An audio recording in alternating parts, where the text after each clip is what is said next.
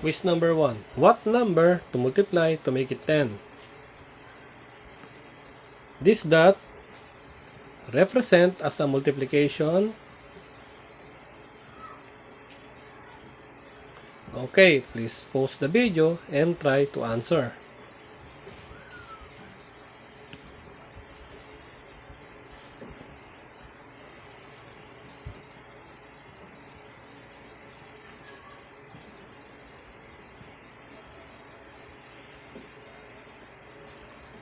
Okay, let's start.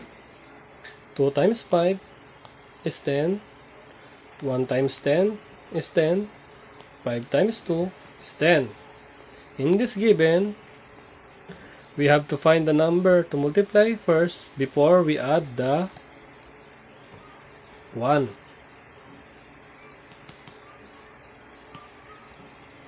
Okay, 3 times 3. 3 times 3 is 9, plus 1 is 10. 2 times 4 is 8, plus 2 is 10. 1 times 7 is 7, plus 3 is 10. 1 times 5 is 5, times 2 is 10. 2 times 1 is 2, times 5 is 10. 10 times 1 is 10, times 1 is 10.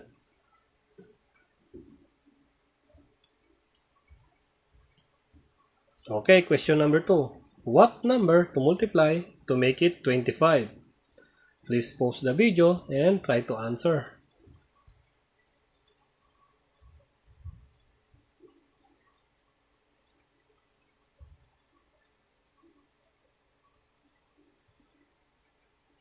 Okay, let's start. 1 times 25 is 25. 25 times 1 is 25. 5 times 5 is 25. 7 times 3 is 21. Plus 4 is 25. 4 times 5 is 20. Plus 5 is 25. 3 times 8 is 24.